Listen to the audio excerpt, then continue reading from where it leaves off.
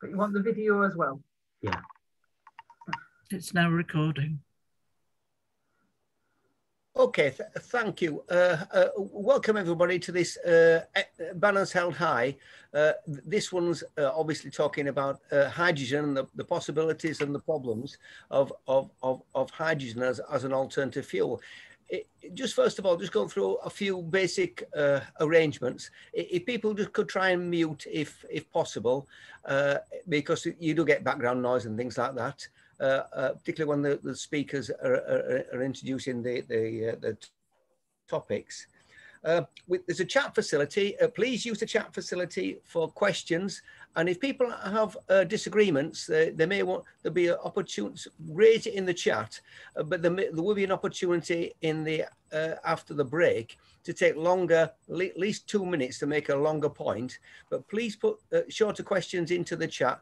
Don't use it for chat, because just saying hi and things like that, because it does, the facilitators will be trying to extract the questions, perhaps sum them up into 1 or 2 basic questions and put those to the speakers. It's easier that way rather than asking everyone to ask a question. It would take 3 times as long to do that. So that's the simplest way. But if people want to make longer points or disagreements, there'll be an opportunity after the break to do that.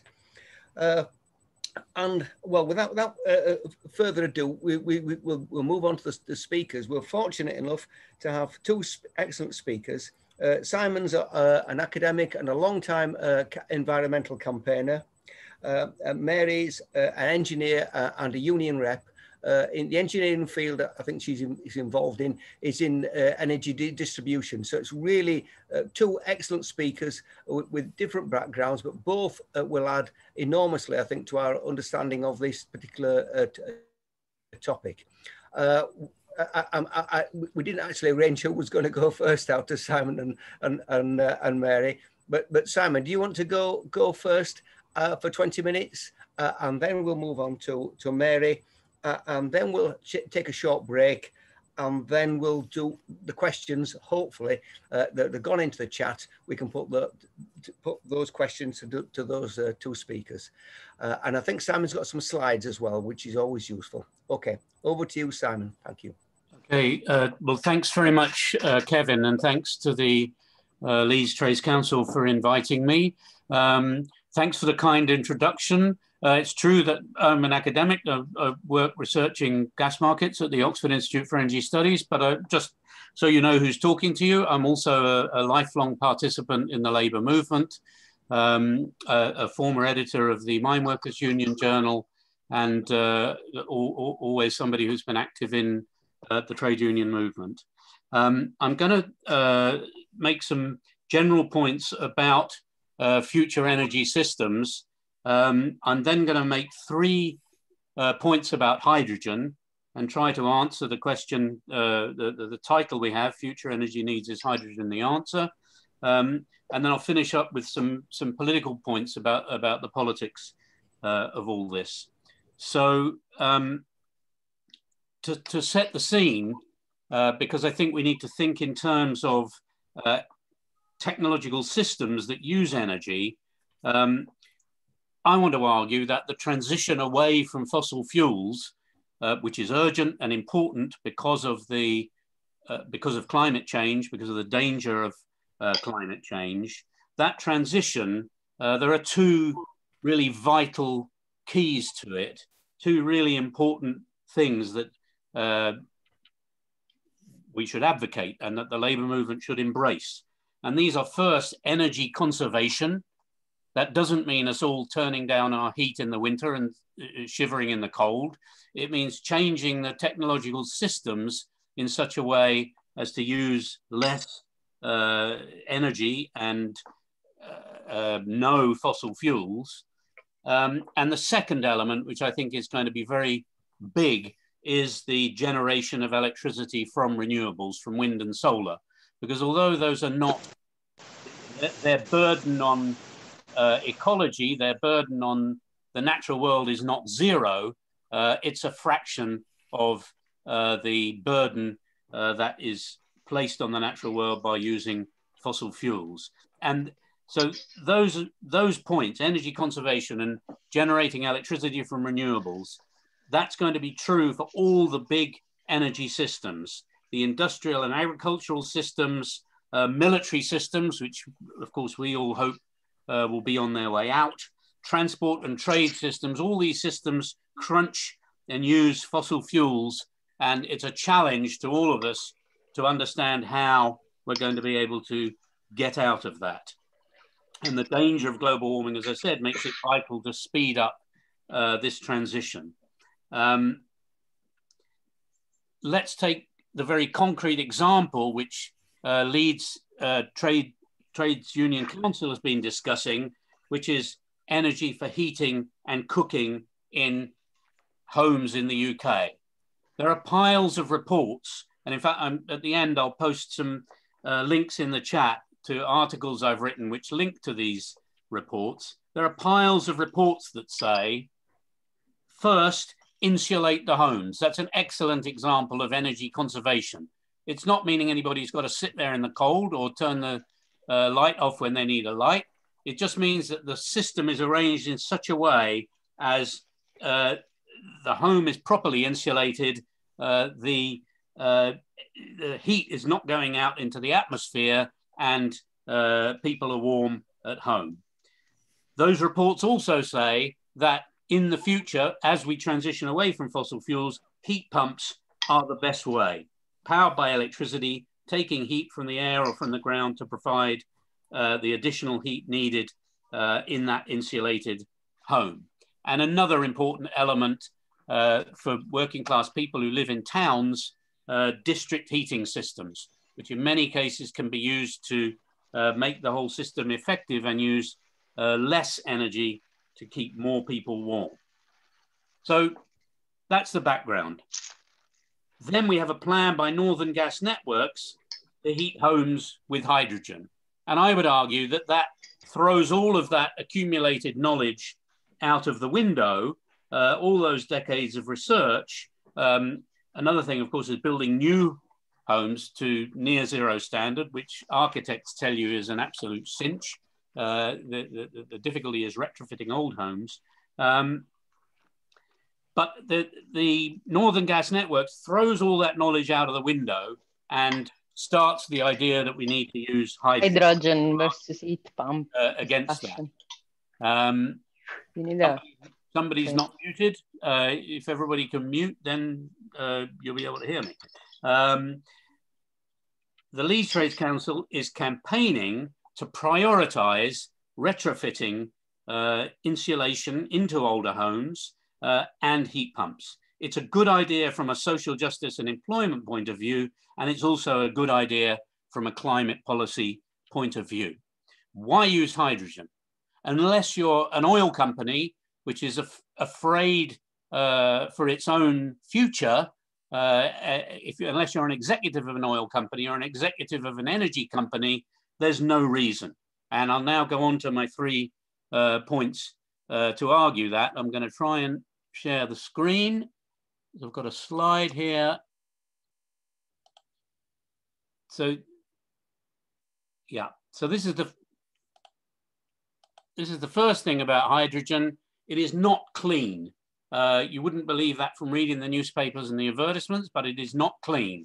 Now, on the left-hand side there, that's just showing you the global carbon emissions first from aviation. We all think aviation is the worst climate criminal.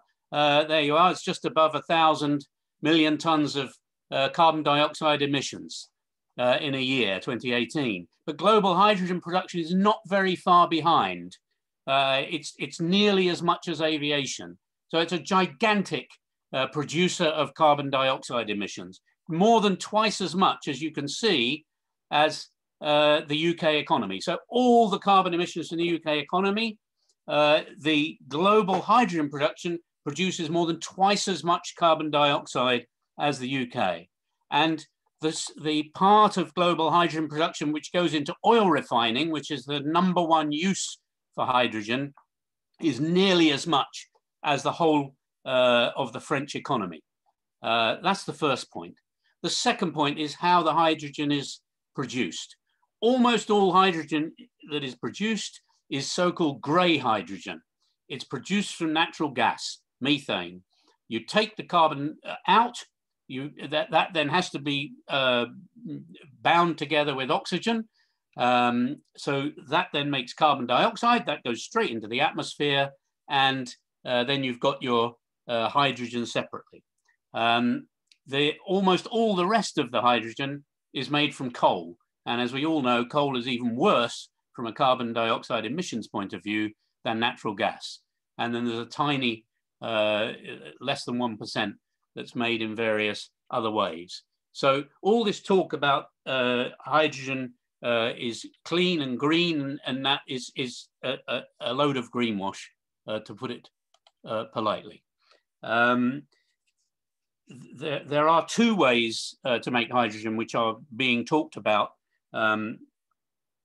The first is so-called blue hydrogen, and that would be done again by taking the hydrogen out of the natural gas. You've still got the carbon. That carbon is then released in the form of CO2, and supposedly the idea with blue hydrogen is that carbon is then dealt with by what's called carbon capture and storage. Now, I mentioned that I worked for the Miners' Union. That was in the 1990s, and carbon capture and storage was a big subject of discussion then, because the leaders of the Miners' Union were desperately trying to find a way to defend their members' jobs, to continue the industry, and to show that it could be done in a less polluting way. But the technology simply didn't work at scale. Now, nothing has changed. It doesn't work at scale now. There are 1 or 2 CCS plants in the whole world where they take the carbon and then they pump it back into an oil field to support the pressure in the oil field to push the oil to the surface, which, if you're trying to decarbonize, is rather defeating the object. There are no other CCS plants that work. So blue hydrogen would be fine if there was a way of capturing and storing carbon, but that isn't a way, not that makes sense in any economics that we've heard about any time in the last 30 or 40 years. So the next one is green hydrogen, which is made by the electrolysis of water. And this really is a green process. Electrolyzing water produces no carbon emissions, but it uses an awful lot of renewable electricity. The International Energy Agency estimates that to produce that current world production of hydrogen, 70 million tons in a year, you would need to use all the electricity that's currently used, not by Britain, not by France, but by the entire continent of Europe, UK included. You'd also need, for each kilo of hydrogen you produce, 9 litres of water. So you can do it with renewables, but at a hell of a material price. So this is never going to be a widely used technology. And now, and because of this, green hydrogen currently accounts for 1/1000th of world hydrogen production, 1/1000th. Okay, I'm going to share the screen again. I've got another slide here. Let's try and move on. There we go. Now there's another problem. There's another problem before we all get too excited about green hydrogen. Oops, there we go. Before we get too excited about green hydrogen, because it uses such an enormous amount of renewable energy, we've got to ask ourselves, why would you not just put that renewable energy, that renewably produced electricity, into the electricity grid? And what this slide shows you is, yes, that's exactly what you would do. You would not use that renewable electricity to produce hydrogen from electrolysis. That's down at the bottom. And what you can see is what you get if you use 1 kilowatt hour of renewable electricity. It's 80% efficient, the process. So you get hydrogen, which is basically worth, in energy terms, 4/5 of a kilowatt hour, 0.8 of a kilowatt hour of hydrogen. And that replaces gas, which also has an energy value of 0.8 kilowatt hours. And so you save 0.16 of a kilo of carbon dioxide emissions. Sorry, there's a lot of figures there. It's not, but this is not actually that complicated. And I should say I'm not an engineer, and I understand this. And I think we've got to get away from the idea that there's some incredibly kind of complicated technology here that we don't understand. There is not. What you see above the line at the top is what would happen if you use that 1 kilowatt hour of renewables, not to make hydrogen by electrolysis, but to put it straight into the electricity grid. If you do that, then it replaces 2 kilowatt hours of gas. Why 2 kilowatt hours? Because most power stations, thermal power stations, which burn gas or coal for reasons to do with physics, which nobody can change, are not more than 50% efficient. In fact, I've been generous there because the average for gas is about 40%. So then you replace 2 kilowatt hours of gas, and you're saving yourself 0.4 of a kilo of CO2 emissions. And if you use the renewables to replace coal, which of course in this country is less relevant now, but it is in a lot of countries in Europe, then you're saving yourself even more carbon emissions. So if you're trying to decarbonize, you're getting 2 or 3 times the effect by putting that electric straight into the grid than you are by using it to produce hydrogen. So why would you use it to produce hydrogen? You would not. Then now, is there an exception? Is there an exception if we're looking at the so-called hard to decarbonize sectors of the economy? Are there things that can either be done with hydrogen or not at all if we're going towards a zero carbon economy? Well, let's first look at the things that hydrogen is actually used for now. As I said earlier, the first thing, the biggest use is oil refineries. That's the big blue piece of cake there in the top right-hand corner. That's the main largest use of hydrogen is in the refining process for oil. So to my simple mind, if we're trying to decarbonize the economy and go away from oil and gas, we would be hoping that that slice of the cake would gradually disappear. The sort of, I don't know what the word for that color is, that deep red at the bottom there is ammonia production. That's the second use. And the ammonia is mainly used to make fertilizers. Now, I've been talking with people who know about agriculture about this. There are other ways of producing fertilizer. It is needed, even if we try to get away from the horrendously carbon intensive industrial agriculture models we have.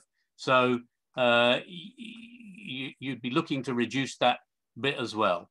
The green there is methanol production. It's used in all sorts of chemical production processes, and a very small amount is used for steel production. And what the oil companies are saying is that if you need to produce steel in future, you can do it with green hydrogen rather than with natural gas, which is the main way that the steel is heated up.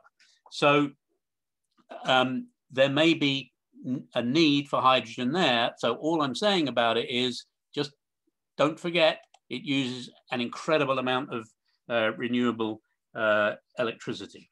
So could you show that slide again? Because I just want to do a ranking of the 6 top uses of hydrogen. For sure. And what I'll do is at the end I'll send these slides to Ellen, and if people want to thank you, take them away and use them, that's absolutely fine. Information is power, and I'm giving it away. So this is, and these figures, by the way, are from a report that the International Energy Agency did on hydrogen last year. Okay. In fact, I shouldn't have stopped sharing anyway, because I wanted to show you another slide. So those are my points about hydrogen. And then one more point. So still, let's come back to that question. Why would you want to do hydrogen? And as I said, I think it's a survival strategy for oil and gas companies. That's a big factor. And a perfect example of that is the Northern Gas Network's H21 project, which aims to convert more than 15 million homes from gas to hydrogen by 2050. Now, Friends of the Earth has done some research on this, and they've pointed out that if you did that with green hydrogen, for every one windmill you've got in the UK at the moment, you'd need 6 more just for this project. And if you do it with blue hydrogen, you'd need 60 carbon capture and storage plants as big, and I see there's an editing mistake here, as big as the current biggest in the world, that should say. So it's just, Friends of the Earth is not saying there's something intrinsically wrong with hydrogen, never touch it with a barge pole. They're saying, please get a reality of scale, because we're not getting a reality of scale from people who support these kind of projects. What we're getting is a load of fluff about the jobs they're going to produce, the wonders they're going to work, and no explanation about what's wrong with retrofitting and heat pumps. It's sponsored by Equinor, the Norwegian oil company, Cadent, the energy company, and Northern Gas Networks. And initial reports were paid for by guess who? Not that lot. They're paid for by the taxpayer. And the front-end engineering and design study would cost £250 million. And I mean, to be honest, I'd be very interested. I mean, you're all in Yorkshire. If anyone hears on the news about this front-end engineering and design study, which is the next step of this project, I'd be very interested, because in the small print in the documentation for this project, it says it was supposed to go ahead in 2019 and it hasn't happened. And I suppose what that tells me is that actually this isn't very practical, and that what's happening is that the sponsors of this project are looking around for state money to support it, but they're not prepared to invest their own money, because they're just as aware as I am of the technological difficulties. There's another, as you know, the state support also been announced for this hub on Teesside, and there's a story there which I won't go into because of time. Right, this is the Leeds TUC proposal. This is a proposal that I think is a great idea, is to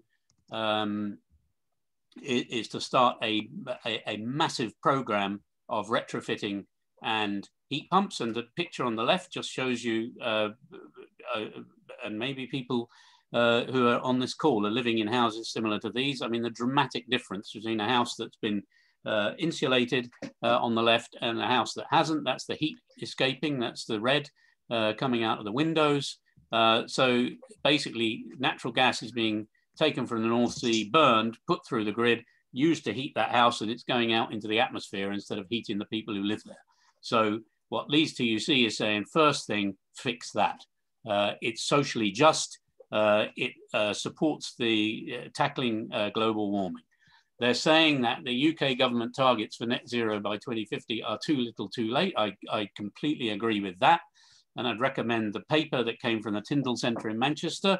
And you can tell a lot from that paper, which was published last year, by the title. The title is A Factor of 2. So what the actual climate scientists are saying is that these government targets are out by a factor of 2. So we in the workers' movement, in the labour movement, in social movements, we need to think how we're going to tackle dangerous climate change, because the government will be no more effective at tackling that than it's been at tackling test and trace last year at the beginning of the pandemic. Fossil fuel-based technologies with or without CCS can and should be avoided, says the Leeds TUC. Super installation and heat pumps are established technologies. We all know about them, they work, they compare well with other pathways, and also their approach allows for more community involvement and democratic governance. Small technologies mean that there can be greater community involvement and control. Big is not always good. And the IPPR think tank estimates heat networks, heat pumps and energy efficiency could need 300,000 jobs or more by the mid-2030s. So if somebody comes to you talking about hydrogen and jobs, you could respond to them with that estimate by the IPPR. Training for low emission construction and retrofit is a key. And just quickly to some political thoughts about this. I've said that I think that this is a survival strategy for oil and gas companies, and it's a survival strategy at a time when the world needs to move away from their products. And as Ellen and the others on Leeds TUC are well aware, there's been a huge lobbying machine mobilized in support of hydrogen, and this is one of the problems. There's the all-party parliamentary group on hydrogen, whose co-chair is actually a senior executive for Shell. But if you want to go elsewhere, there's the Decarbonised Gas Alliance, which is all the energy companies. There's the Hydrogen Strategy Now group. There's obviously tens of millions of pounds being spent on this. And in fact, there's a recent report by NGOs looking more at the EU, where tens of millions of euros are being spent lobbying in Brussels to try to put hydrogen at the centre of the European so-called green policy. Now, there's a second point politically, which is that for government, hydrogen is a business-friendly way of pretending to embrace decarbonisation, and part of the hype that we're getting from this government leading up to the international climate talks in Glasgow, and nothing to do with actual decarbonisation. If somebody wanted to do actual decarbonisation of homes, they would do what the Leeds TUC is suggesting. Now, third, and I think we've really got to take the bull by the horns on this one, the government's claim that hydrogen or oil or gas is the best way to project jobs is a myth. And there's no link between a particular technology and jobs. So if we go back to the miners' strike, we were all shouting coal not dole, but nobody's going to tell me that the young miners of that generation who are out fighting the police on picket lines, they weren't there because they wanted that particular technology which compelled them to work in a dangerous black hole in the ground. Oh no, what they wanted was jobs which could give them a decent life, which could support their communities, could support their families. That's what they were fighting for, not for a particular technology. And so if we go on to the stage of technological change where we are now, I think the labour movement and social movements need to embrace technologies that go with our aspirations. And our aspirations are about us living better and living meaningfully. They're not about this technology or that technology.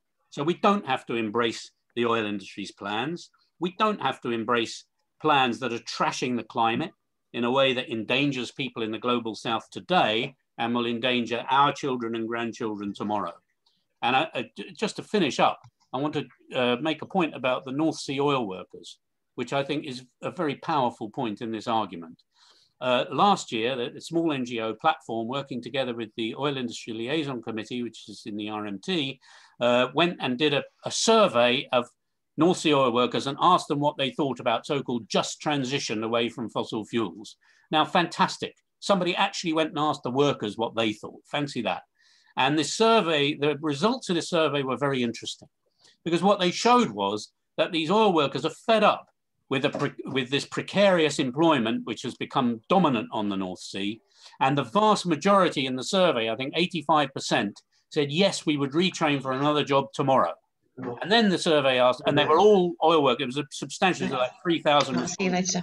It was a good proportion of the total workforce of the North Sea.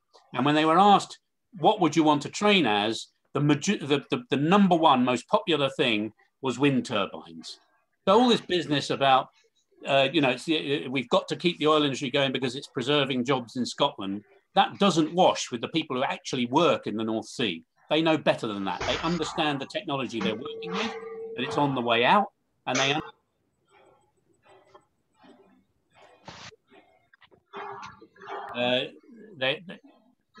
okay, can you hear me? There we go. I think somebody needs muting. There we go. So the people on the North Sea understand the technology they're working with. They understand the technology they'd like to be working with. So I think this is an example to us all. So the labour movement can and should make its own choices about technology that can serve communities' needs. The Leeds TUC is championing truly zero carbon technology and so deserves all our support. Thank you. Thank you, Simon. And I can see the applause on all the screens. Really interesting information, and you've crammed on an awful lot of information and a wider political issues, and I really appreciate that. Excellent. And I was scribbling down lots of notes, and I'm fortunately you'll be those slides can be supplied, and people can use that information to ask some serious questions to the advocates of hydrogen and the carbon capture. We'll go over to Mary now for her contribution. And as I say, she's a trade unionist and an engineer in energy generation, but she might want to just introduce herself with a few more details. Thank you, Mary. Right, hi. I'm an engineer in electricity distribution. So I'm speaking here in a personal capacity, but I work for the company that distributes your electricity across the northeast of England and Yorkshire, and I'm also the Prospect branch exec rep for a group of workers working at that company, which employs well over 1,000 workers. Now, I want to talk really about where hydrogen possibly fits into the kind of planning that we're doing in the electricity networks and where we see it fitting in, and some of the problems with there being a lack of certainty about what the future pathways are at the moment for planning. But I also want to look at some of the challenges of the way in general, particularly some of the issues that I think trade unionists and community campaigners can get involved in, because I think the future to get to net zero is, I honestly believe it's not going to happen without trade union activism and community activism. I think that it's not going to happen without that, and I want to explain why.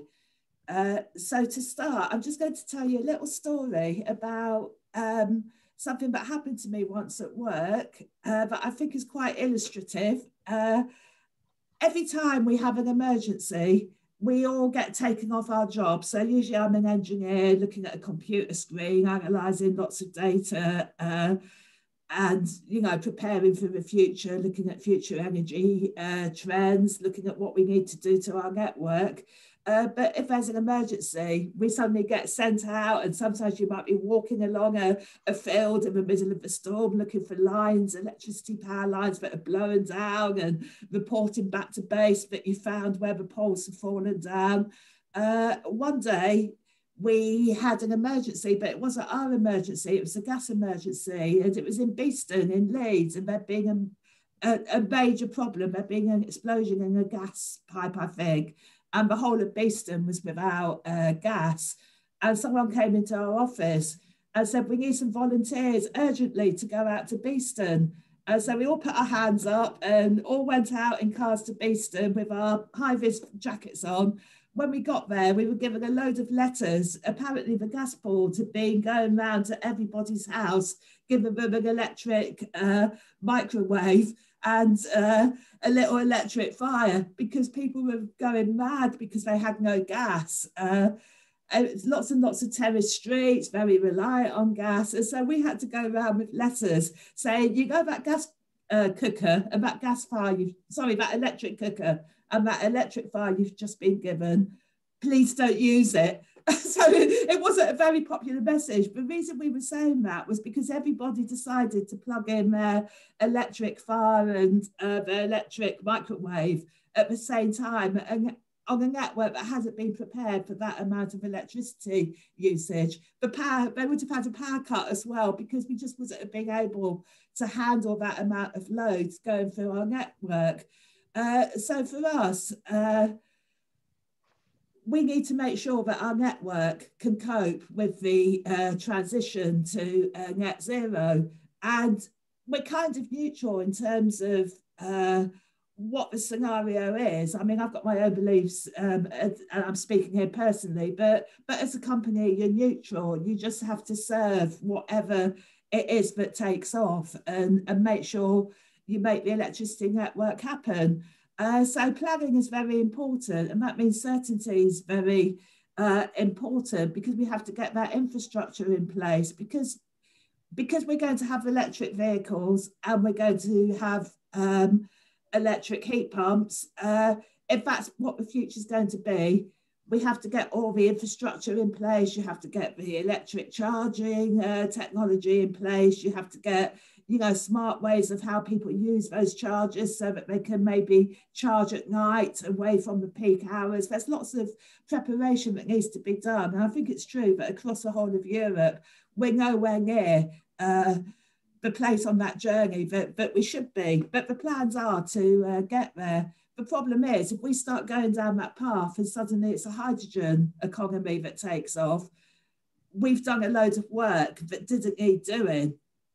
And that's a waste of everybody's money, and that's inefficient. So that's why some certainty about what the future looks like is important. You know, if you want to actually do some of the big schemes you need for to make the electricity network ready for lots of electric heat and lots of electric transport, sometimes you might have a couple of years. You know, you have to prepare an outage for the time that people are being connected. So there's a lot of preparation and work that needs to be done. So what we do is, because of the uncertainty, sorry, if I'm talking too fast, someone just put their hand in the air and say slow down or something, but I hope you all follow me.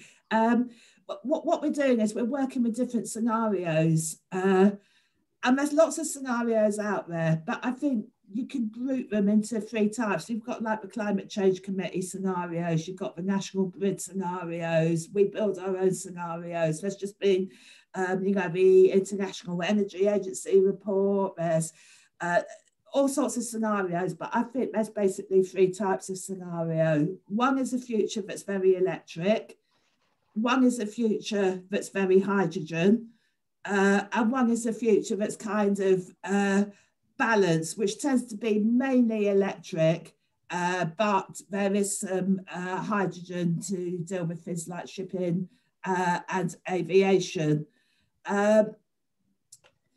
So I think when you look at those scenarios and where they fit in, this is where I might share my screen quickly, and I'm just going to show you some of the scenarios that have been developed. What I need to do. Has that come through all right? Right, that's because I haven't clicked the share bit of the button. Right, can you see it now? Excellent. So here we've got some scenarios, and you can see that the different scenarios have different assumptions in them. So, for example, a very electric world is one where we're expecting all heating systems from 2025 onwards not to be gas, and from 2030 for when people replace their natural gas boiler, not to be allowed to replace it with gas.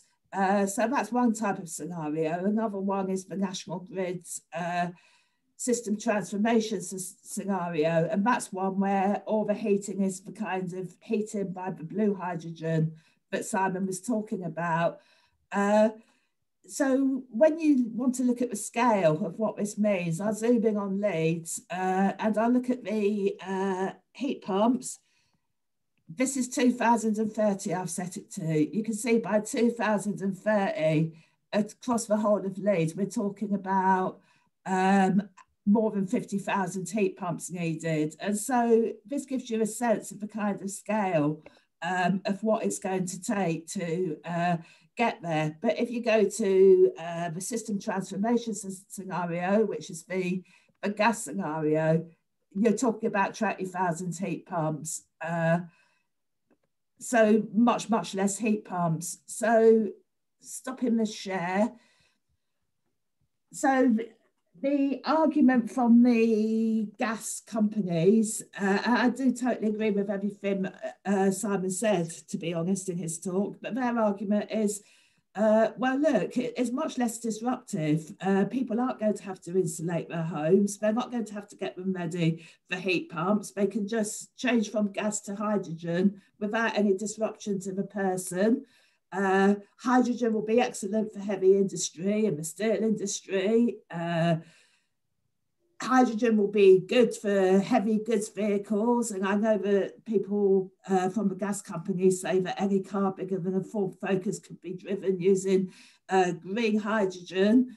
And then the big argument that's coming out is there's all this surplus electricity from renewables when you've got lots of wind and lots of sun at the same time. And why don't we use that surplus? But it's more than people need in terms of energy. Why don't we use that surplus to in the electrolyzers to produce the hydrogen? Now, I think when Simon talked about the blue hydrogen, that was a very popular argument being pushed, but I'm beginning to see a bit of a convergence, I think, away from that. The more recent scenarios aren't talking so much about the blue hydrogen because there's lots and lots of problems with it. Because hydrogen does actually react with the metalwork in the pipes. The gas networks will say they're repurposing their networks because they've got to get rid of cast iron anyway, and they're putting in plastic piping, and therefore it will be ready. But you've still got problems in people's homes. With the kind of piping they've got, you've got problems with, you can't have the electric installations in the same place as the where the hydrogen is, and people's gas boilers are quite often in the same room where you've got electricity. So there's all sorts of problems. So I think what I've heard more recently is what suddenly become very popular is the idea that, well, why don't we have a nuclear future? And there's all this nuclear energy and it produces base load, and you can't map nuclear up and down. And that's why on the continent, the reason you have street lights on Europe is because France are offloading all their base load across the France to light the motorways. So why don't we have nuclear producing electricity? Because apparently that's green. And why don't we then put the hydrogen plant gets to the nuclear power station and produce it? And then you get ideas for, let's have these huge electrolyzers. Now, I really totally agree with Simon's analysis about the inefficiency, the difficulties, how much renewable energy would be needed, and everything else for green hydrogen. And I have my own reservations about nuclear power being the future. I don't think it can let you accommodate renewables because of being ability to ramp up and down. So for me, I think hydrogen might have a place, and there might be a place for some hydrogen use in the heavy goods vehicles. The model there would be an electrolyzer next to a renewable energy plant. So you have co-located wind and hydrogen. I'm not totally made my mind up yet, and I totally will listen to any advice Simon's got on that. But I think that's one possible thing. But the third type of scenario we're looking at, the balanced scenarios, tending to now say that hydrogen needs to be reserved for the difficult to decarbonise sectors like shipping and like aviation. So I think you're beginning to see a convergence of all electric scenarios, which is very much about heat pumps, district heating, energy efficiency in electric vehicles, very hydrogen-based scenarios, which I think are getting less and less blue in terms of the using methane blended to produce your heating, and they're getting more and more green. And then you've got this balanced types of scenarios, which are mainly electric as well, but with some use of hydrogen for the difficult to decarbonise sectors. I think the other big challenge is obviously heavy industry like steel, and cement is a huge challenge for everybody in terms of decarbonisation, but I don't think we've got time to go into that. So to go back to the kind of scenario that we're planning, obviously the electricity network for, and you have to be careful that if that doesn't happen, and if it's hydrogen that takes off, then how do you be very careful that the first people you build your network for, the places that are going to be going to electric heat pumps anyway. Firstly, in terms of the levels of disruption for home efficiency and so on, when Simon talked about energy conservation, I think it's good to do that anyway. We've seen a decline in our electricity demand in recent years, and that's due to smart appliances.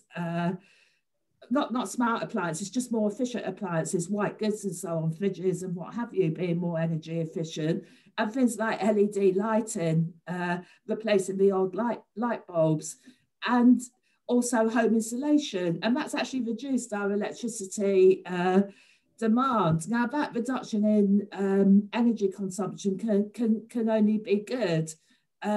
There's technologies as well that you can use with heat pumps that I think begin to put less of a burden on our network. So people talk about thermal storage, which isn't like battery storage. It's like your, it's basically your hot water tank, but there's also talk about phase change technology, which is, you know, when you go camping and you get those little heat impacts and you squeeze them and they give you heat. It's the energy that's released when something that's solid is changed to liquid, and there's work in that area.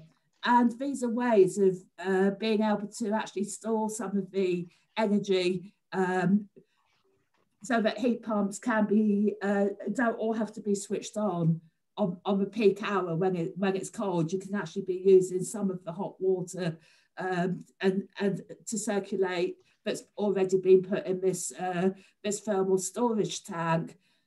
District heating, again, I think there's some issues in terms of the great big pipes that have to go underground. So I never think it's going to be the majority of customers, but I think there's a big place for it because those sorts of district heating can be connected to our, we got different voltage levels on the network. What we call it the low voltage network is what you have in your homes, and that's where a heat pump in your house is connected. But if it's a district heating scheme, it will be connected on the high voltage network. And that kind of takes away the pressure from all the little distribution substations you've got at the end of your street, and you can build a new substation and plan that. So that, I think that is a good model to have as much district heating as you can, but the majority is still going to be inside people's homes. I think combined with solar, and not just solar PV, but actual thermal solar, which is water heating coming from your solar system.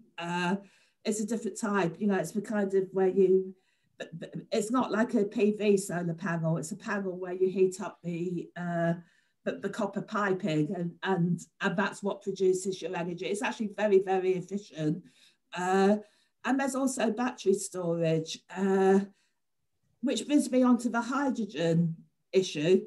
I think when people say, how are we going to offload all this surplus wind and make use of that energy that's being thrown away, this is where I think there is a future for storage. I think people are aware of the issues about lithium and not enough lithium in the world, and you want to be careful in terms of energy conservation, but there's plenty of storage systems that I think, if you have lots of research into storage, but there's a big future in that can help make use of that surplus energy.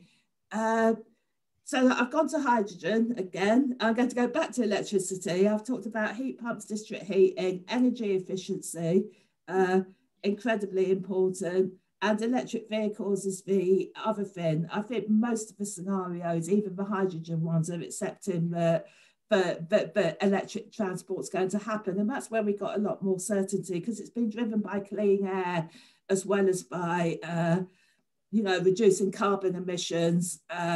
And it's a future that's going to happen. And this is when I want to spend my last 2 or 3 minutes just talking about some of the challenges with getting there, because as I said, I don't think all that infrastructure's in place yet. I think one of the issues we've got is when you look at how the grid was built in the first place and how these sort of big projects happened, it was kind of done at a time when you had a nationalised industry. And one of the reasons it was nationalised was because you had food shortages during after the Second World War, you had rationing and food shortages, and people really wanted to bring electricity to the farms and mechanise a lot of food production. And the market had never, ever delivered taking the electricity network out into the rural areas. So there was a kind of social consensus, you know, for the grid to be extended, and it was supported by employers and management as well as by workers and trade unions. The world we live in today is one that's, the whole model is about neoliberalism, it's about the market delivering, and people keep talking about what we need for climate change. And there's lots of talk, and we've got the 10-point plan, and we've got these policies being set that will give us electric vehicles and that will give us heat pumps.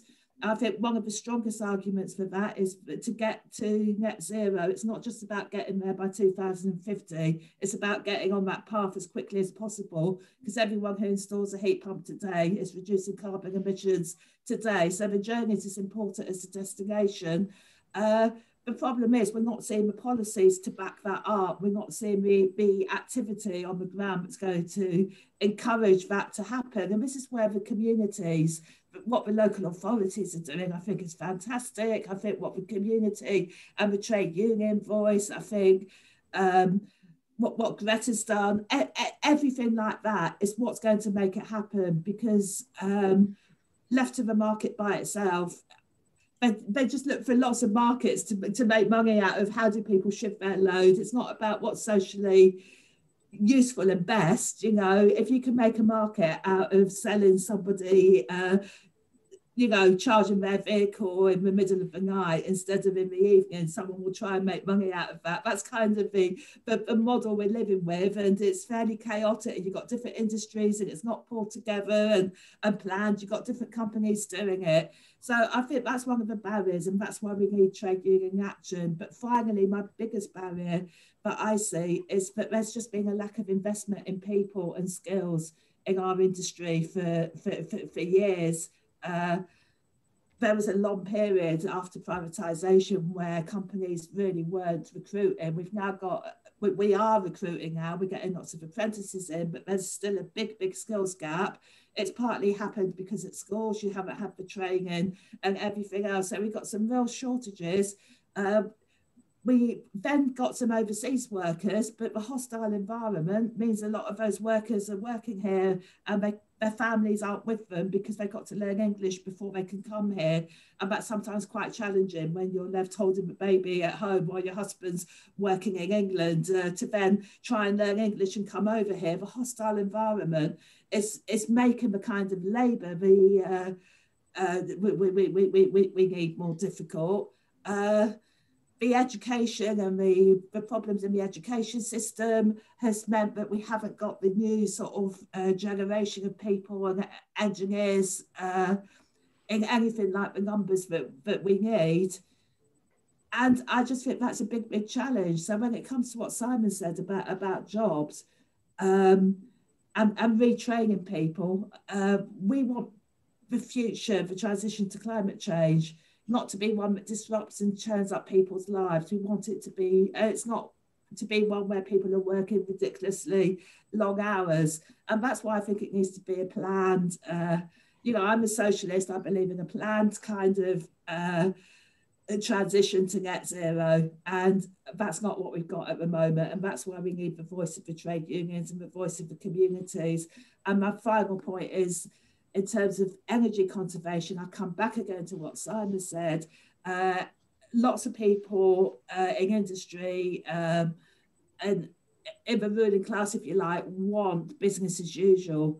But do we have to have business as usual? The big challenge areas are shipping and aviation. And as I said, what do you do about lorries? Do we really need as much lorry transport because of the way food production is done in our world at the moment, and supermarkets and everything else? Are there not better ways that would actually reduce the demand for energy altogether in terms of how we organised our society? So I think that's a very important part, but demand reduction hasn't got a voice in any of the scenarios apart from energy efficiency. But I think demand reduction needs much more of a voice, and that's something else that we need to factor into our plans on the local level. But it's going to be us who makes it happen. It's not going to be, if you leave it to the people at the top, they talk about making it happen. If you want it to happen, I think it's down to us.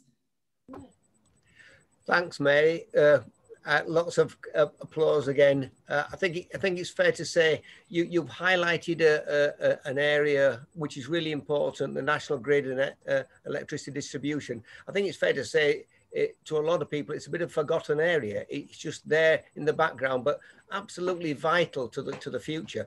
And you've raised a lot of the practical problems. I think that Simon raised a lot of the issues about how you've extended that, a lot of the practical detailed problems that we need to tackle if we're going to overcome the energy problems. So I think we're two excellent speakers there. We'll go for a break. We'll try, there's lots of questions coming through. The facilitators will try and draw those questions out of the chat.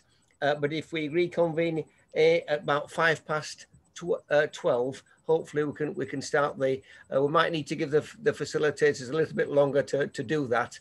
But hope we'll come back have a quick break, a comfort break, and we'll come back at 12:05 for the question and answer. Thank you.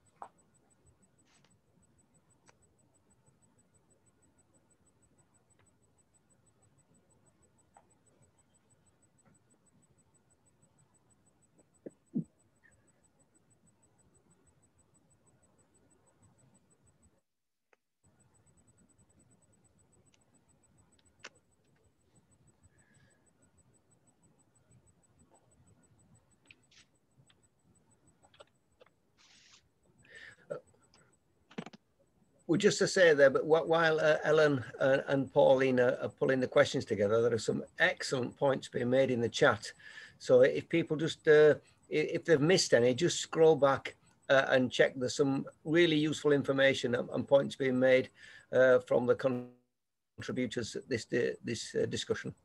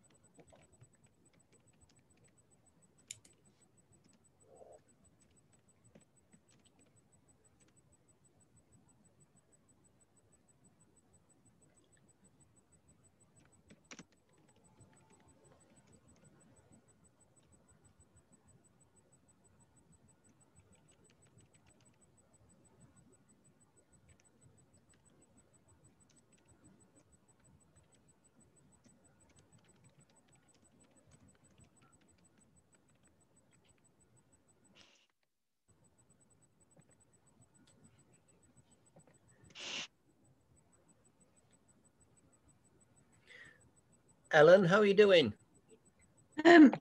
So I think we're okay. I think actually a lot of the questions that have been asked are really the bigger, wider questions rather than very specific ones. So I think I'm wondering if we can start off with like some of the questions that maybe do have a concise answer to them. Like there's a couple of questions about costs, I think, that can be pulled out, and if we can sort of deal with them, and then sort of bigger, wider questions like, so how do we balance the grid? What are they? You know, what are the technologies? You know, what are the things about political questions about how we counteract the lobbying power of the gas companies and so on. Those are questions that really lead us into wider discussion. So maybe I think we should start with the small ones. I'm not sure if everyone's back, or I know a couple of people have had to leave, and anyway. Well, it's nearly 10 past now, so I think we ought to just try and move into the Q&A. I will just say, has anybody got any disagreements from the speakers? Because obviously we'll give a bit more time for people to expand on any disagreements. But really looking at the chat, it seems to be they've taken what the speakers have said and added to that and contributed to that general theme that both the speakers have been raising. But have you got a question for the Ellen, for the two speakers to answer? Yeah, and just to say, yeah, I've put it in the chat, but that I would at some point give me a couple of minutes to talk about the work we're doing on the millions of climate jobs with CAC2, because it follows on directly from some of what's been said already. But the two specific questions that I saw on there that we could perhaps clear up quite quickly are how the cost of hydrogen would compare with the cost of natural gas, and also somebody. I mean, I don't think anybody was promoting nuclear in these talks, but somebody's asked, you know, about the expense of nuclear. So I don't know if maybe one of our speakers could just quickly respond to that, and then we can. Well, I'll go to the speakers in turn. Mary, if you want to just contribute to both or either of those two questions. Well, I think I'll let Simon pick up the hydrogen question, and I'll pick up the nuclear question, but Simon might want to comment on that. Nuclear energy is hugely expensive,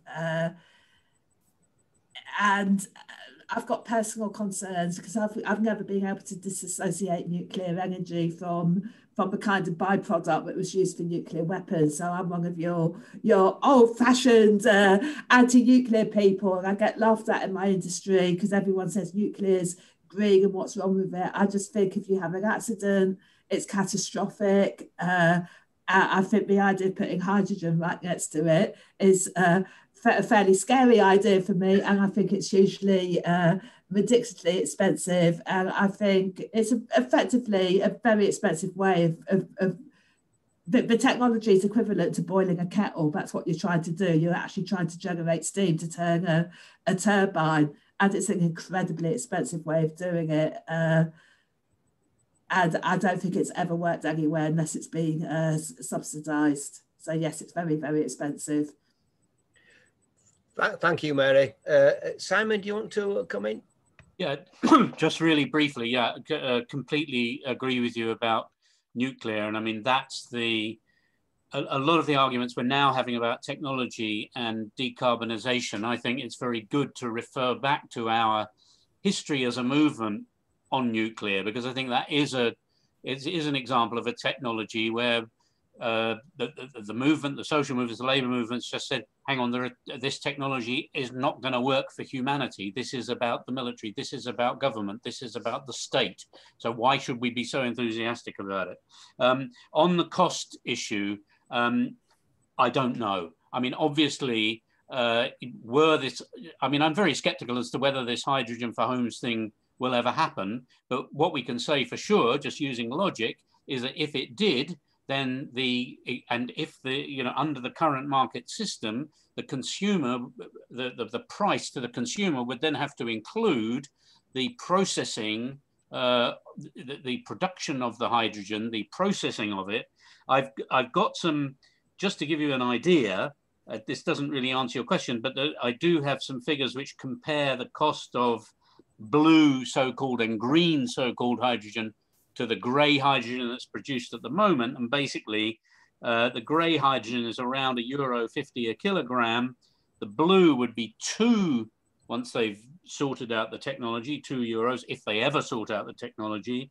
And the green would be anything between €2.50 and €5.50.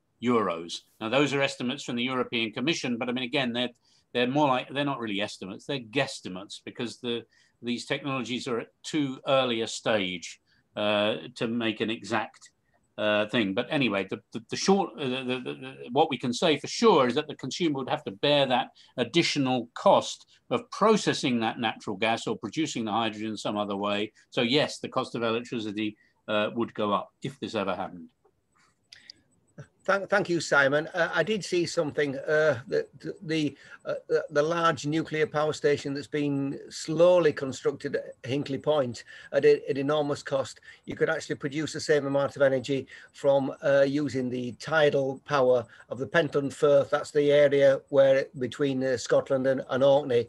And I know there's been some research. I've seen some research taking place there, but it's never been put into a massive practical scheme. But that's the sort of power that could be produced by properly using tidal, and it's almost constant. So there are alternatives. Thanks to Mary and Simon for that. Ellen, have you got another question? So if we start with the more technological and move on to the more political, is that sort of sequence?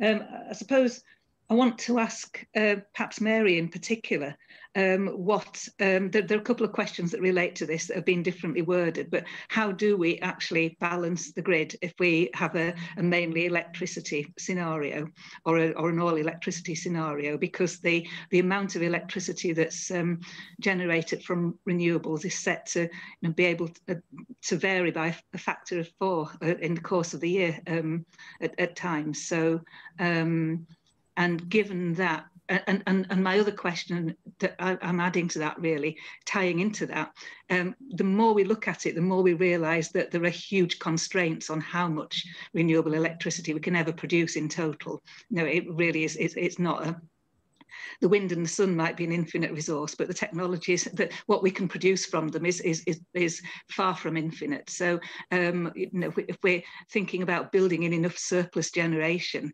to cover all those huge fluctuations, how does that compare with the different storage technologies that we've got on the table? So that this is the crux of the problem technologically, isn't it? So I wonder if you could say a bit about that. Yeah, and that's why the nuclear lobby, if you like, have some power here, but the problem with nuclear is it provides a base load, but you can't ramp it up and down so much. The problem with renewables is the intermittency, but you can't rely on them all the time. But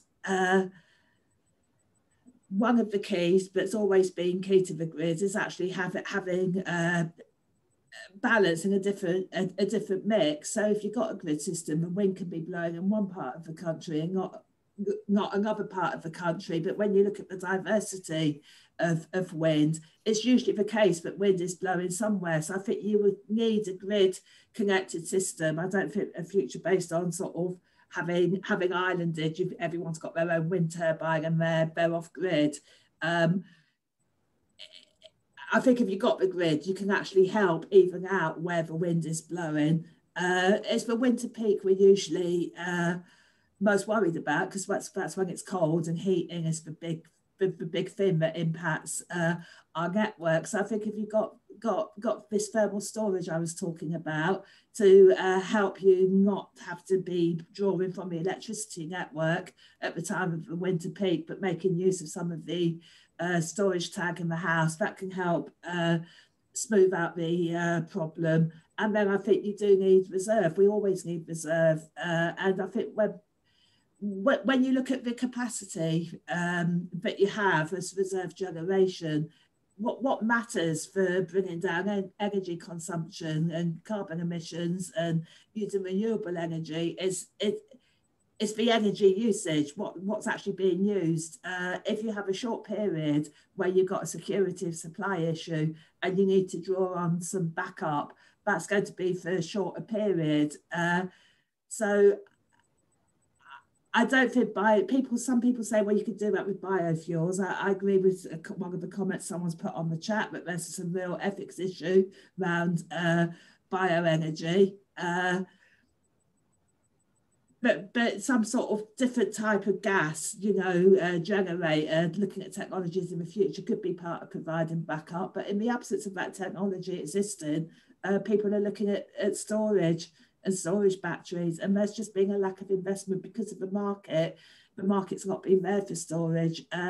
Now there is some incentive, and we're seeing some large battery installations becoming very popular. So kind of more and more of that is being connected in our area. I know Wakefield Council's got a scheme in place where they're going to build sort of large solar, and I presume there'll be accompanying back that with the large battery to meet some of Wakefield's council's energy needs. I think there is a future in that. My only concern is what I said earlier about you have to be careful about what resources you're burning when you're building storage.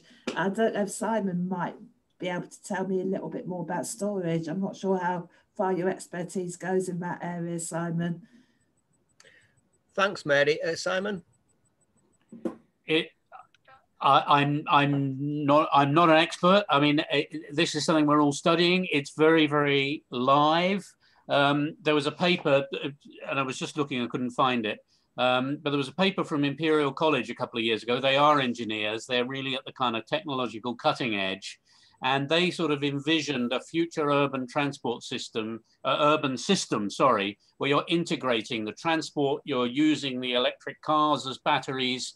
They're very keen on the, I don't know what the proper term is, but the storage whereby you pump water up a hill and then bring it back down again to generate electricity. And they're I mean, the terrific advantage we've got over people who are building electricity systems in the early 20th century is the internet. So, I mean, the whole thing can be controlled by technology, which, to be honest, we've all got in our pockets on our mobile phones, so that the balancing of the system is enormously enhanced by that technology. So, I mean, they were very kind of optimistic that the problems that Mary's talking about, and very real problems of the interruptibility of renewables, could in fact be overcome. That implies an integrated system. And I mean, at the time I read this, I kind of wrote a comment, because what they didn't say, they said you'd need to have one single agent that would coordinate the whole thing. And of course, they were dealing with the UK electricity system, which is chopped up into these privatized bits. And I sort of wrote a comment saying, well, come on, guys, you know, just say it. So that one agent has got to be the state. And, you know, that's the way there's got to be coordination. I think that is a really big part of the problem. Thanks, Simon and Mary. Ellen, have we any more specific questions? We can move on to a general discussion. I don't think there's any real disagreements, but there's obviously points of emphasis that people may want to raise. But have you any more specific questions? Can I just raise a specific question? It was just about the safety of hydrogen. I hadn't realised, if I've understood it properly, that the pipes in people's houses can't take hydrogen anyway. This idea that you can just move from natural gas to hydrogen. Is that what, could Mary just confirm that's what she was saying? That I think that's a good question. As simple as that. Yeah, good question, Pauline. Mary, come back on that, please. Well, I think Simon's the expert on this, not me. I think there's some issues with sort of hydrogen I was talking about that reacts is your green hydrogen, the pure hydrogen. That's why people are talking about the blue hydrogen, the blended hydrogen. But to have that, you then have to have the carbon capture and storage, and that's not realised at large scale yet, and has its own problems about how you store the CO2. So people are beginning to talk about, can you use green hydrogen instead inside people's houses, and that's why I think you get a problem with reaction. Now, I'm not sure, and Simon probably knows better than I do, what happens once you're inside the house, because I think, I don't know the answer. I'm not going to pretend I'm an expert. Just really quickly, I know two things. One is that a friend who was talking with a gas engineer, so somebody who actually works inside people's houses, and the guy was saying, look, I wouldn't touch it with a barge pole because it is quite explosive, and until there's been much more work done on how you would feed it through systems and so on, this guy was saying he wouldn't be interested. So I mean, I think there's a safety issue there. Maybe it's all going to be sorted out, but we don't know. The other thing I can tell you is that there was a test done in Ukraine where the EU is looking to Ukraine to supply an awful lot of hydrogen, which would not be in Ukraine's economic interest. Anyway, somebody did a test on a part of, they've obviously got a huge gas distribution network there. And what they find is, and the engineers tell me it's because the molecules are a lot smaller, that the leakage rate from the metal pipes is much higher. And I think you mentioned that when you were speaking, Mary, that they're saying, well, we're going to have to make all the pipes into plastic and so on. So you're effectively building a new system. So then my question would be, well, if you're building a new system, build an electric system. Thanks, Simon. Mary, really useful question. Another one of those practical questions that often gets ignored. Have we any other questions? Could I, what I was thinking now is can you hear me? Yeah. There are several questions that I think could be brought together, and if I could take a couple of minutes to talk about the campaign against climate change work. Please do. Let's go on to that. Related to what I've picked out of the chat, several questions. Well, one of the things that was mentioned, that Simon mentioned in his talk, was the estimate of the number of jobs that could be produced. I'll come back to that, because what we now think that's a massive underestimate of what was estimated by the IPPR and groups like that. The other people have questioned, how do we make the investment happen? The question of the lack of investment in people and skills that Mary raised. I think Catherine and Stuart raised the question that actually a lot of the systems that we're going to need are actually distributed generation systems, and yet at the same time we need national coordination of this immensely complex sort of balancing act. So I think just one of the ways of bringing this together is to think about the pamphlet that was produced by the Campaign Against Climate Change trade union group. People have probably seen it. In its previous iterations, it's been called 1 million climate jobs. It's now millions of climate jobs, because 1 million isn't enough.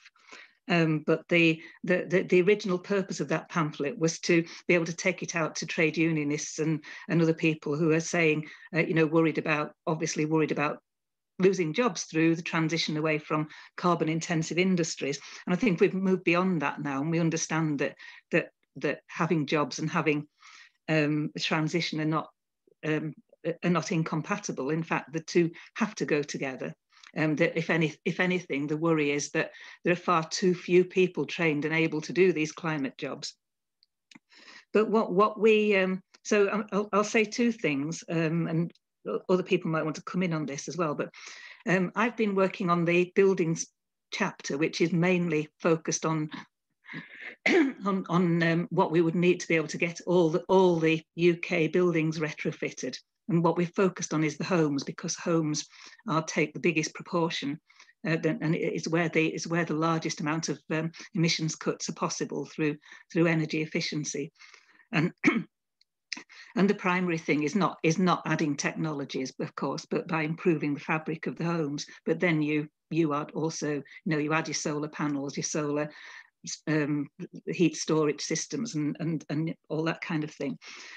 But what we've actually modelled, well, I haven't personally, but the other person that's been working on it has modelled a pathway to actually getting enough people trained and employed to get that job done over 10 years. And it comes out at that we need to build up to 2 million. So starting from virtually zero, because there are very, very few sort of suitable training courses and apprenticeships and suitable projects for people to have work experience, and then building up year by year as you get more people with enough expertise to then be able to supervise and train more people. So that by 2030, we'd need about 2 million people working in that field. That would get all the homes up to at least a performance certificate level C, which is only a very crude measure. A lot of them are higher than that. And then you carry on until in another 10 years, nearly all the homes are as energy efficient as they can be.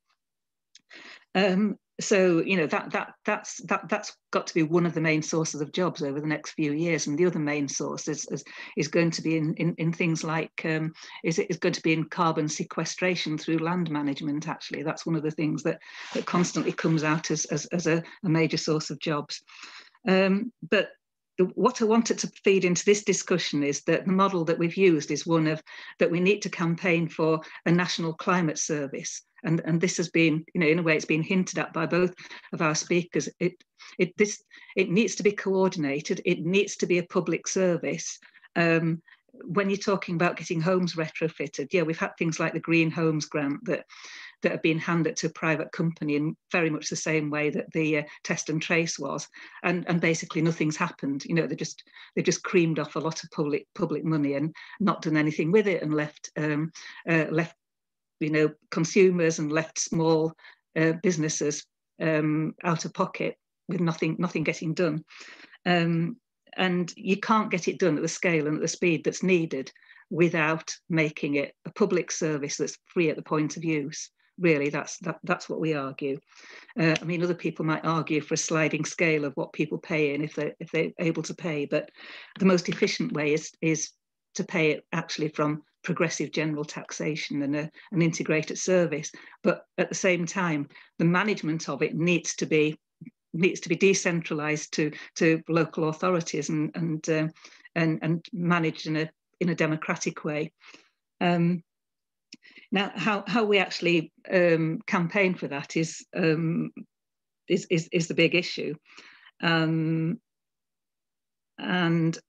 I think I've sort of brought in, yeah. So the question then that comes in: how do we counteract the lobbying power of the oil and gas companies? That's a question that was placed in the chat, and it's very true that we have the Regional Climate Commission that's just starting up, but it's if experience, well, common sense tells us, and the people that we know are involved on that commission tells us, and also experience for example, in Scotland, where they're ahead of us on these things, but that people are telling us, that activists are telling us that actually these bodies are very much dominated by the industry lobby, and how do we overcome that?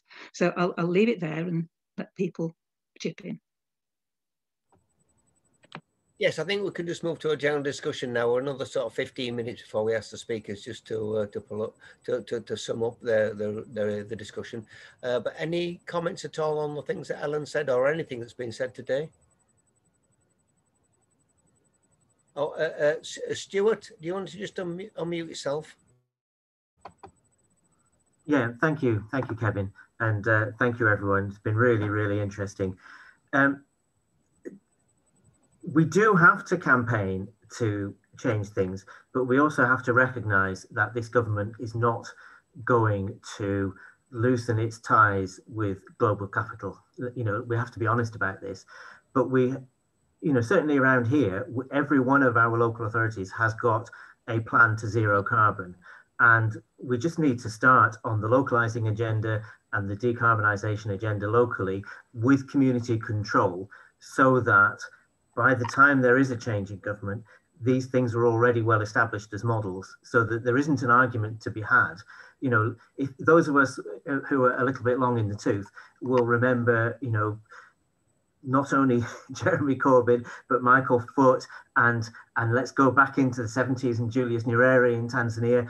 Every time somebody stands up in public and says, we need to do things differently, global capitalism stamps on them as hard as it can with its all of its international might. Whereas if we just work on a local scale, build it up from the ground up, not from the top down, we actually have a chance of making this happen. And we certainly don't have a chance of making it happen by going through the government. Thanks, Stuart. Anybody else? Yeah, Mike, you're muted, Mike. Yeah. Okay, thanks, Kevin. And just a brief point, really. I mean, just supporting Stuart, coincidentally, I put my hand up before that.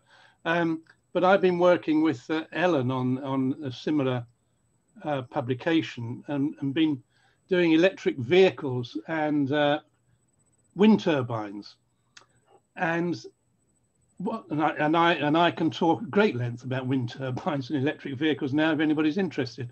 But what has struck me with great power in doing that, and in listening to the two really interesting talks today, what struck me with the greatest power is the enormous transformation that has to take place in the way in which we deliver energy. I mean, covering vast areas of the North Sea with turbines, the grid infrastructure that has to feed into that, getting rid of the personally owned car because it's simply not sustainable, massive transformations needed, and that we can't produce sufficient energy to satisfy the current expectations of demand. So demand has to be reduced radically as well, as others have said.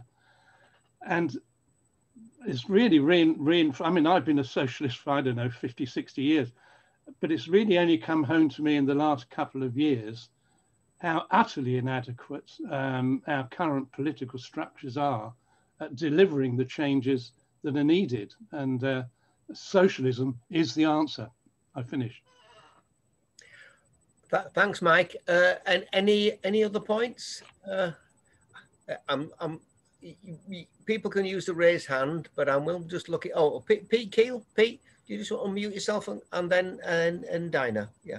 Yeah, just a couple of quick points. Ellen mentioned the Yorkshire Climate body, the remainder of whose title is eluding me. I think that there is a lot in what she said. At the same time, I have actually looked at quite a lot of the launch, and the speaker from Yorkshire Water, who from memory is actually chairing it, sounded as though she was one of the better contributors from the sector. So, I mean, I think, yes, we need to be cautious about such bodies, and also we need to, I suppose, see if we can find ways in and see whether there are potential friends and allies that we might be able to sort of cultivate and have on side.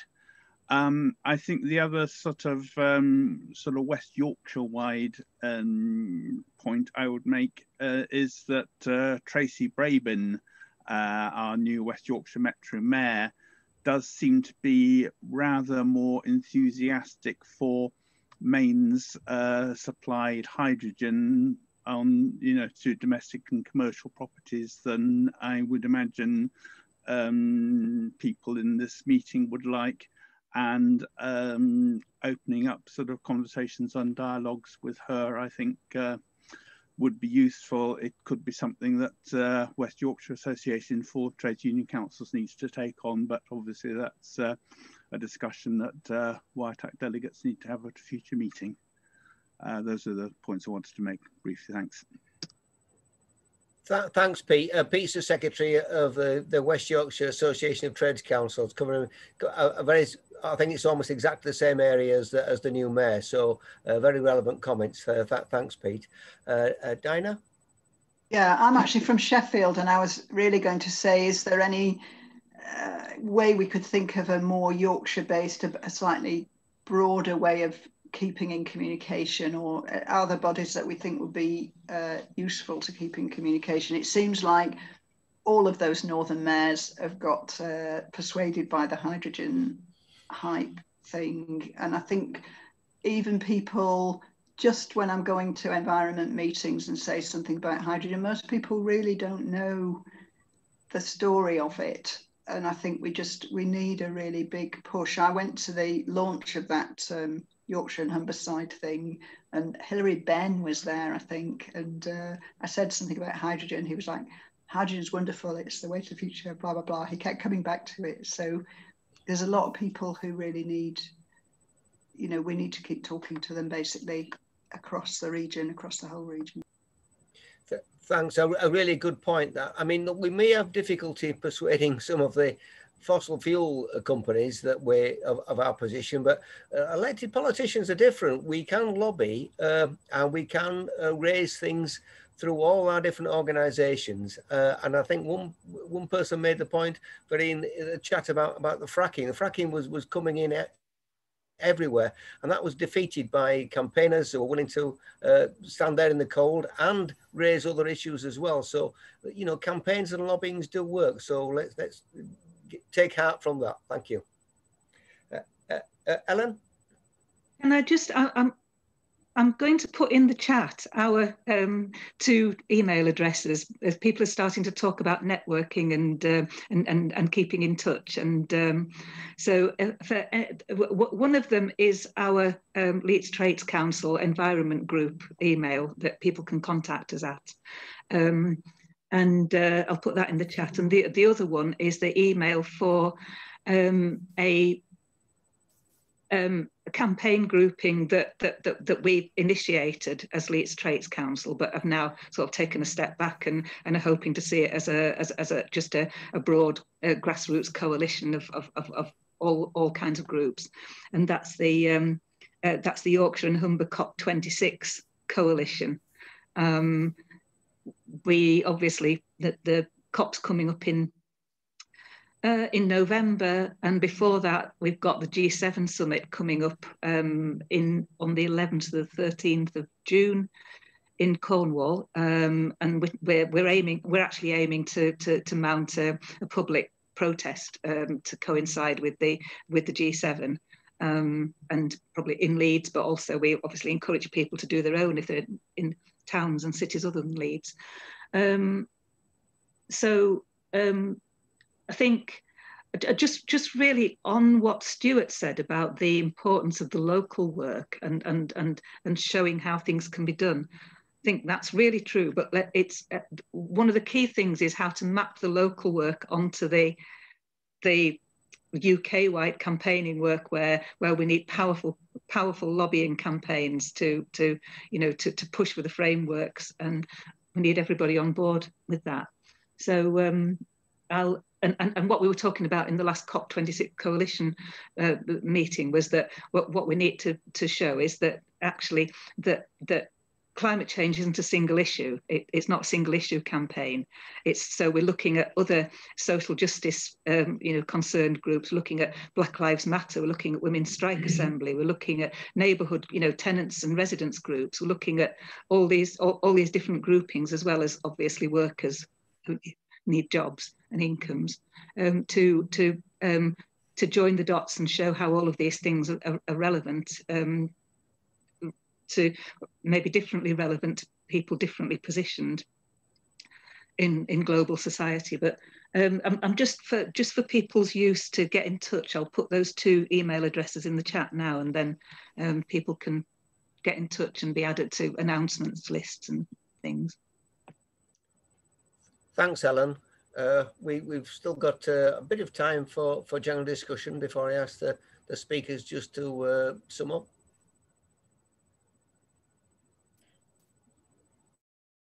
I just wanted to add to the list of organisations that we need to lobby are the trade unions themselves at the higher levels, the regional levels and the national levels, because they also seem to be falling for hydrogen as a solution.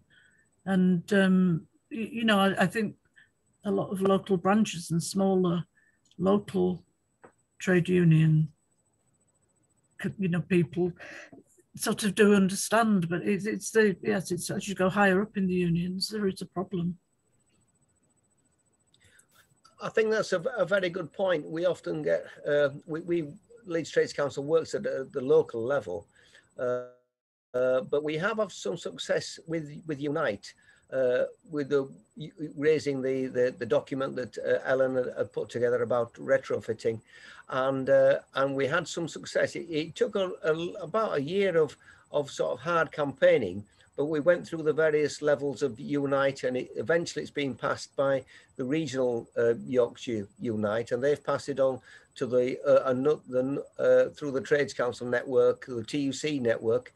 It's gone to the northeast as well, so that covers a fair big chunk of the issues where they're talking about hydrogen hubs and the various other things, and so we're counterposing retrofitting and installation of homes, and a union like Unite can see lots of jobs. They've been convinced of lots of jobs, good jobs in that sector, so we are having some success, but I think Unite is symptomatic. Some aspects of Unite look almost both ways, look to the renewables and look to other more dangerous, less effective polluting industries. But you can lobby, you can convince if you can engage with trade unionists. And I think Simon made a very similar point about the North Sea oil workers, mining industry workers, and things like that over the years. So I think we are, as campaigners, we ought to take out that lobbying and persuasion can work, and certainly when you're talking to trade unions. Any other points before I ask the speakers to just conclude? Okay, I think we'll start to pull the discussion to a close. Really, really interesting and lots of useful information. I was scribbling notes down all the time, but having the slides is excellent. We can go back and check those facts and figures to assist our campaigning. Mary, do you just want to start? Just sum up. Thank you. Yeah, just a couple of points. Firstly, I just want to make it clear, I'm not anti-hydrogen in terms of campaigning against it. What I'm against is the hype and the lack of understanding about the difficulties. Now, if there could be a place for hydrogen, I'm all in favour of some research and development to see where it can help, because I'm always believing as much balance and different types of energy production as you can have. But I just totally share everything Simon said about the technological issues and the inefficiency. So that's what I'm against. I think when people are persuaded by the hype and the hydrogen lobby, it is a matter of perhaps when you're out campaigning, if you're in the Labour Party like me, if you're out campaigning and the battle is then by-election, I'm sure Tracy will be showing her face there, maybe sort of just to talk to her about these issues and educate her, but I don't see it as an anti the hydrogen lobby as such. Now, another point quickly on jobs. Well, one thing I should have mentioned is one other way we could get the jobs we need as the skills for the future is to encourage girls at school to think it's possible to be an engineer, because our industry is still incredibly male dominated. There's very few of us women engineers in there. And when you go out to schools to try and encourage girls to become engineers, there's still all sorts of, I can't do it in my head. That's not a girl's job. And that is challenging because women are brilliant engineers and can be brilliant at IT. And I was inspired by the women in the Second World War who became engineers and showed me it could happen, or by the women in Bletchley Park who showed it was possible to be a code cracker and be involved in the computer programming side of things. So just shouting out for encouraging women and girls is has to be part of the job strategy as well.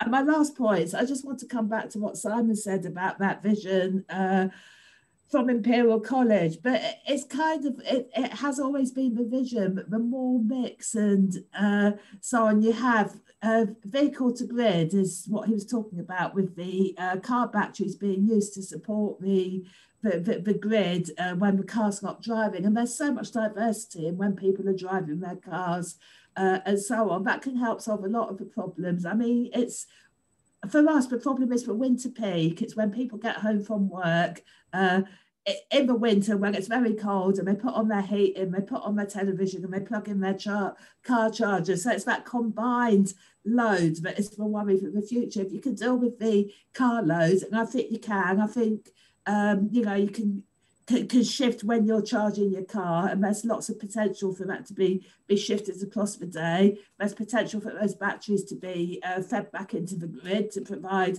more energy into the grid and making efficient use of those batteries. I think there's battery technologies that don't have to just rely on lithium, and research could be done there. But the pumped hydro that Simon talked about, I think the only barrier to that is we've got the big sites like in Gorwig in North Wales and the 2 sites in Scotland, but there was quite a lot of environmental, it was a big, huge capital intensive project to build those very big pumped hydro. But I tell you what, it's them that's kept the lights on in the winter.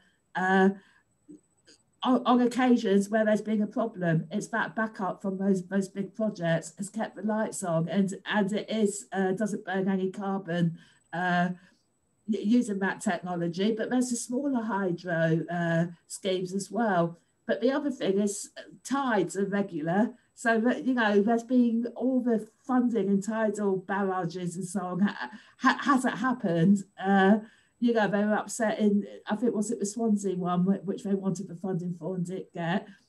So I think there's lots and lots of possibility. But the last thing about that vision about everything working together is I don't think the technology has to be centralised.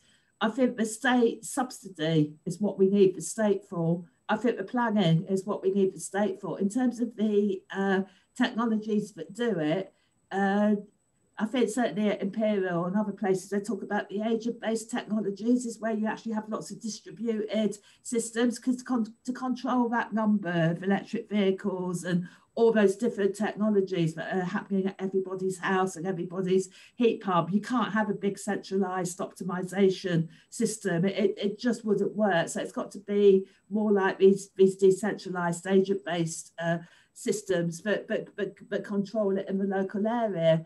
And again, I think, you know, with funding, it doesn't all have to be a big centralised state project. It can be that they provide the funding, but it gets used by the local authorities and the mayors and everything else to try and develop things in your area. So I'm in favour of a kind of decentralised, distributed kind of future, but backed up by state subsidy. And planning, and not all being left to the market. So I think that's what I would say in conclusion. Thank you, Mary. Simon? Yeah, thank you. So I think the first thing is, I think that this has been a great discussion, and actually Mary said when she was opening in her opening talk, you know, did anyone have any advice about how we can move forward in bringing about change. And I think these sort of discussions are actually really important. And I think it's only in the labour movement and social movements we can have them, because you're talking about different types of knowledge. We're talking about the type of knowledge that people gain from campaigning and political engagement at local level, which a lot of people here have. We're talking about the type of knowledge Mary has, an engineer's knowledge. We're talking about the type of knowledge I get involved in, which is knowledge as it's produced in universities.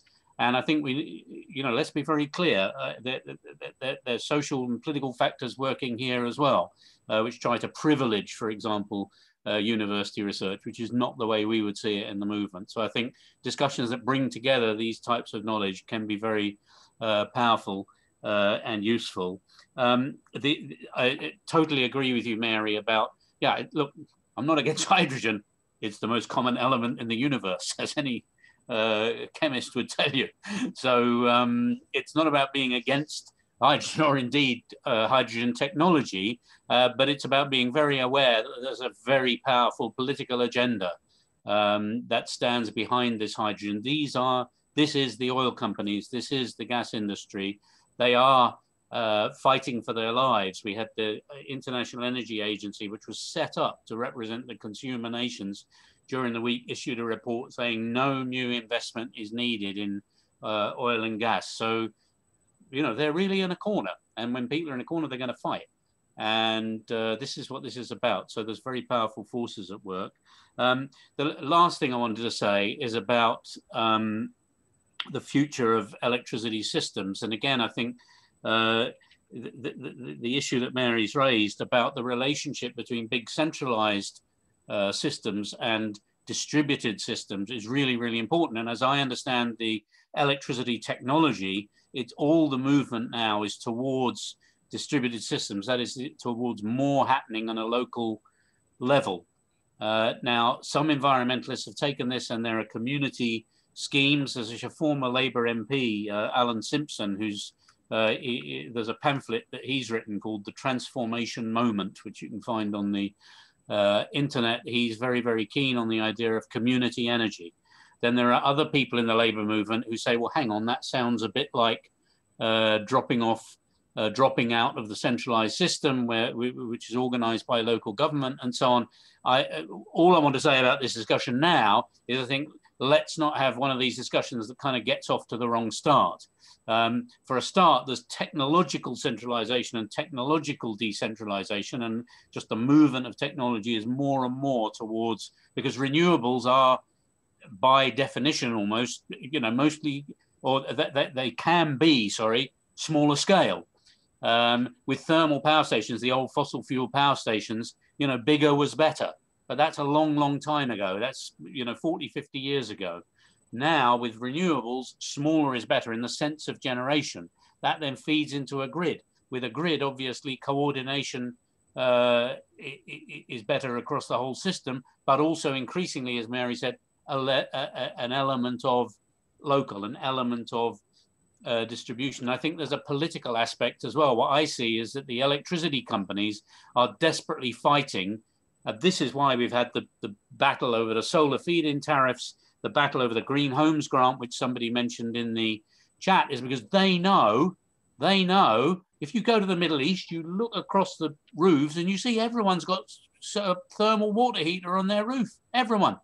And they know that there are, now villages in developing countries where there are decentralized systems, and this is the way the technology is moving. They want to keep that out of the rich countries because they make their money by selling electricity to people, which those people could, under the right circumstances, be putting a solar panel on their roof and getting for little or nothing. And that's the way the technology is moving. So I think that's a hugely important area for the labour movement. The discussions I've been involved in tell me that we need to have a lot more discussion so that we can use the technology that is better for us, which is better for people, better for communities, and not the technology which is better for companies. So thanks again. Thanks, Simon. Yeah, I can see applause all over. Thanks to Simon. Thanks to Mary. I honestly say I've been to lots of discussions, but this was one of the most interesting and informative discussions in regarding the area of hydrogen and other things as well. Lots of useful things in the chat, and I've been scribbling notes down the whole way. So thanks to both our speakers, and then again thanks to Wakefield Trades Council for organising over the years the Banners Held High, another interesting one. And I think there's another one coming up on Tuesday. I don't know if Stuart or Catherine just wanted to say a little word about the next few Banners Held High. Right. We've got another meeting this afternoon, which is about buses. That's at 3 o'clock, and that will be looking at trying to make sure that we get the best model of bus franchising going ahead, and that's on this afternoon. And then on Tuesday is the last of this year's with Banners Held High online sessions, and that's about organising for the climate from the workplace to COP26, and trying to work out what we as trade unionists can do across our own workplaces to lobby in workplaces, employers and government, and international governments to do that. So that's the meeting on Tuesday. We've got some fantastic speakers. We've got General Secretary Sarah Woolley, and we've got Sam Mason from the PCS, who's done a fabulous amount of work on this. But we start off with a local GMB rep with the work that he's done in his factory to sort out the recycling and move on to that. So it should be a really fabulous meeting. And we do expect, and there's going to be other people talking about COP and the COP coalitions as well. So that's, please do join in. It's on the same link tree that you joined it from this one. So please do connect into that meeting as well. Thank you very much. Thank you very much for a fantastic meeting today. It's been really wonderful. Thanks, Catherine. Now, thanks to Pauline and Ellen for facilitating and getting all the technology sorted out. Much appreciated. Thank you. Ellen, do you need to say anything to sum up, or shall we just close it? I think that's about. Am I on? I would on the COP26. There is, of course, a national campaign coalition, COP26 coalition, which you can find under that name on the online, and they can provide speakers for the G7 and materials, amongst other things. So it's worth actually signing up to that. It's worth signing up as a group or as an individual and keeping an eye on that. And I think that's all I can think of for the time being. Thank you. Right. Okay. Much appreciated. Thanks to everybody, and do click on the next few Banners Held High events. Thank you. Thank you, everybody. It's been fabulous.